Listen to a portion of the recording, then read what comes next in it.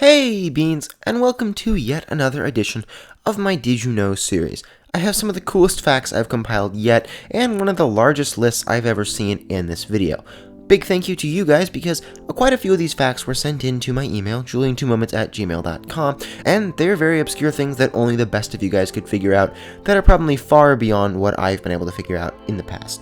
So thank you all so much for all of the submissions that you've put in, and I hope you enjoy the ones that I've thrown in, as well as a few that I've found on my own. So let's get started with a few things that you've probably never noticed about Animal Jam.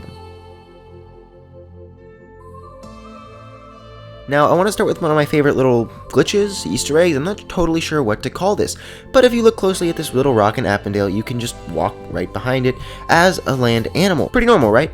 But if you switch to a flying animal and try to go over it, for some reason you can't actually go behind it like you could as a land animal. It basically means that there's an area where land animals can go, but flying animals cannot. What's even more interesting is that if you switch to a land animal and then walk behind it, and then after that, while you're behind the rock, switch to a flying animal, you actually respawn at the beginning of the map like you would if you were a flying animal that went into an area where a land animal couldn't, and then turned into a land animal.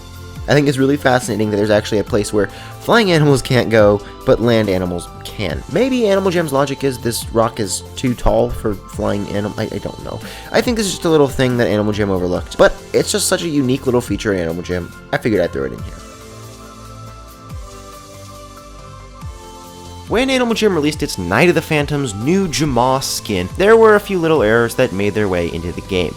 It makes sense, because this is only a temporary state of Jamaa Township. Animal Jam might not have gone through and looked for every single glitch to the same extent that they would in the normal Jamaa Township that's there almost all the time year-round. So last week I covered a really cool diamond shop glitch, but this week I want to show you one fun little fountain glitch. The little glitch with the fountain happens with very tall or very hoppy animals like this bunny. If you reach high enough to actually go behind the little globe on the fountain, you'll notice that the bottom is on a different layer than the rest of the world. So you can actually go behind this little globe even though you're still in front of the fountain. What's especially interesting about this is that if you go around, you don't actually go under the globe from the other side. Speaking of cool little facts about Night of the Phantoms, this Jamaa Township that Animal Jam releases every year is changed a little bit, and they add new items and new layouts and cool new things every single year, but there are still some elements of the old party that they used to throw. For example, if you look at some of the Phantoms, you'll notice that there are these weird old animations that they don't use for the Phantoms anymore.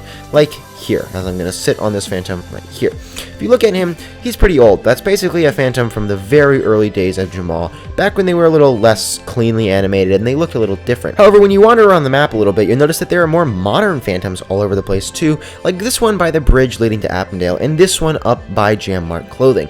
So basically, Animal Jam has two types of Phantoms still roaming all around Jamaa Township. If you go to the top of Jamaa Township, you'll actually see that there's a pair that are right next to each other, and you can see that, well, they're obviously not very similar. And it's just interesting that Animal Jam chose to keep the old animation style in the game as well as the new.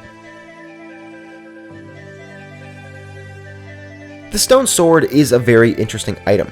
For a while it was considered unreleased because, well, at the point it was unreleased. Basically, someone called Animal Jam and asked for the stone sword, and Animal Jam gave it to them. And so for a while someone had this unreleased stone sword that hadn't actually been released into the game.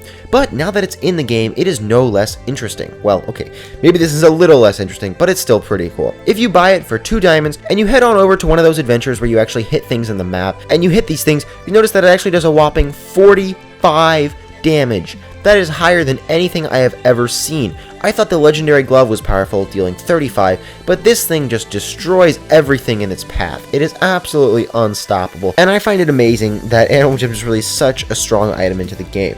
So next time you think, oh, the stone sword looks pretty ugly, just remember that it has a very useful purpose in the adventures. So next time you go and you play an adventure with your friends, make sure to bring along a stone sword because it will help you and the group out quite a bit in getting through the adventure as fast as possible.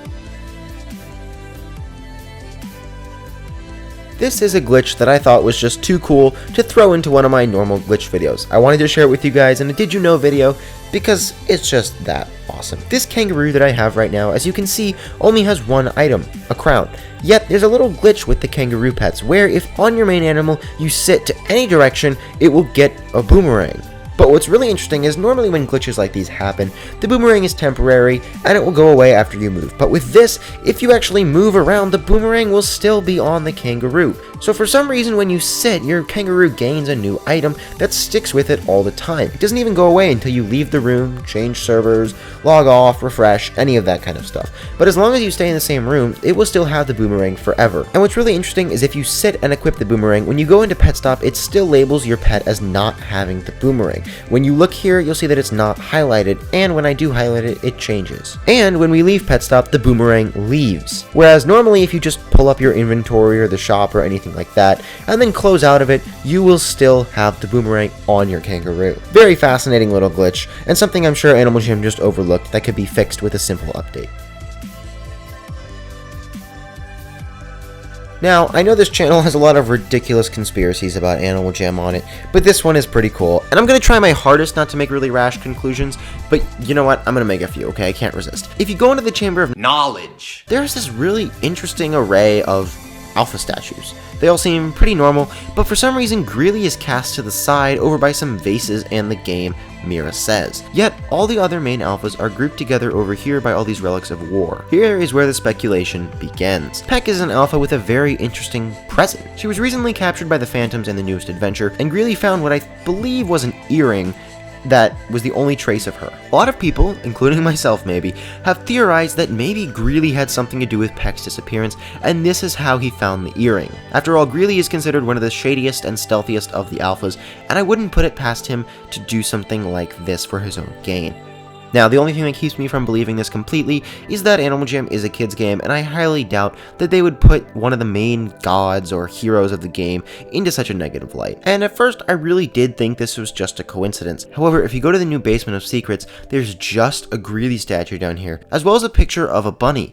Whether this has some sort of tie into this conspiracy theory that I've been working on or not, it's very interesting, especially because the Basement of Secrets is a newer room, which means that this is something that Animal Jam has been working on in the present, closer to when this whole storyline of Peck disappearing became more relevant. Not to mention the name itself suggests that there's some sort of secret hidden down here, and the Greely statue suggests that this secret has something to do with Greely. If you notice, in both of the times that Greely appears separated from the other alphas, he's surrounded not by things like the armor and the shield that we saw upstairs, but rather by these strange vases and potions of sorts. Again, look at this positioning. Obviously, everything Animal Jam does in this game is intentional, so there's some symbolism in everything they choose to put in. And there's one little other fact that someone pointed out to me recently about these alphas.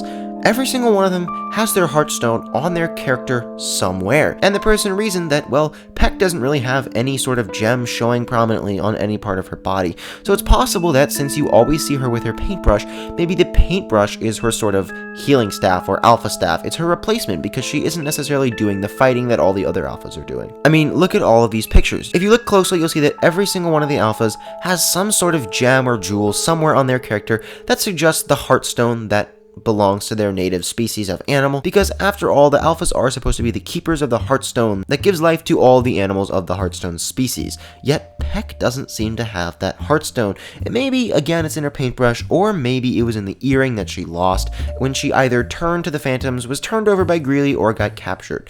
So again, a lot of speculation still coming out, but we'll see even more when the next 2D Pop Tropica ripoff Gilbert adventure is released, and I'm psyched to get even deeper into this conspiracy that I thought would just start as a joke, and it's turning out to be pretty legit. And one more, little less serious thing. Either this is going to be a thing where you guys all laugh at me, or you're going to be like, wow, I didn't know that. But actually, when Animal Jam added all the new adventure base camps, it seems like they added a new section to Bahari Bay. I mean, I don't remember this whole section over here ever being here. Maybe it's just because I don't go underwater, and maybe this is old. Maybe it was all the way back when underwater adventures were released.